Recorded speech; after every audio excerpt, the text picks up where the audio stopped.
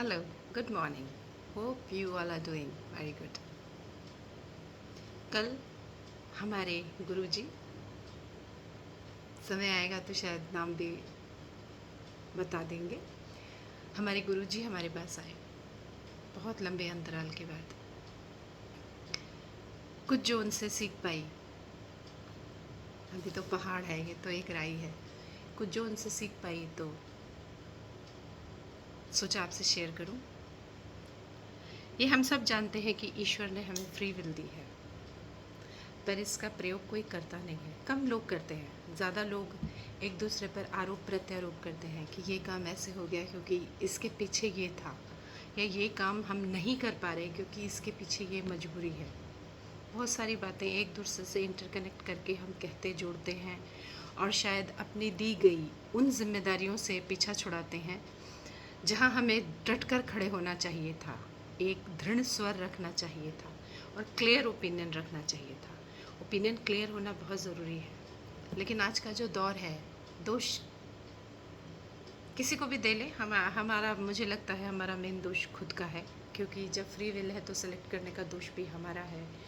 कुछ भी हम जो देखते हैं, फॉलो करते हैं वो हम खुद करते हैं, कोई बाध्य नहीं करता हमें। तो जब हम इसे कर रहे होते हैं तो हम शायद अपनी चेतना के उस लेवल से खेल रहे होते हैं जो कि ऑलरेडी बहुत जागृत है, और उस चेतना से खेलते खेलते हम उसको इतने आवरण उड़ा देते हैं कि हम भूल जाते हैं कि हम एक्चुअली क्या हैं। हम स्टीरियोटाइप बन जाते हैं। और आज ये जो लंबी तादाद है, बहुत सारे सॉरी टू से बहुत सारे लोगों से जो हम मिलते हैं, ओरिजिनलिटी उनकी बहुत सारे पर्दों में होती है, स्टीरियोटाइप होते हैं।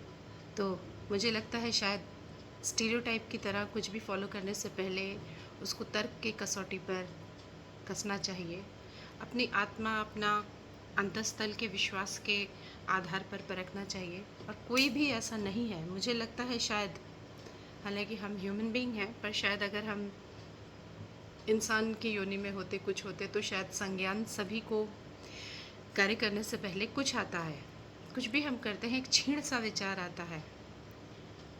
हम अगर अपने आप के विचारों को गहनता से देखें तो शायद हमें बहुत सारी चीज़ों का आंसर अपने विचारों, आने जाने वाले जो हमारे अलग अलग समय के आयाम हैं, विचारों के आयाम हैं, उनमें उत्तर मिल जाएगा। थोड़ा सा प्रयास है जो हमें करना चाहिए, लेकिन हमने अपनी आत्मा पे बहुत धुंध चढ़ा ली है। दुनियादारी की धुंध, आदतों की धुंध, आसपास हो रहे बखानों की धुंध, अजीब वो गरीब बयानबाजियों की धुंध, कल्ट वर्शिप करने की धुंध।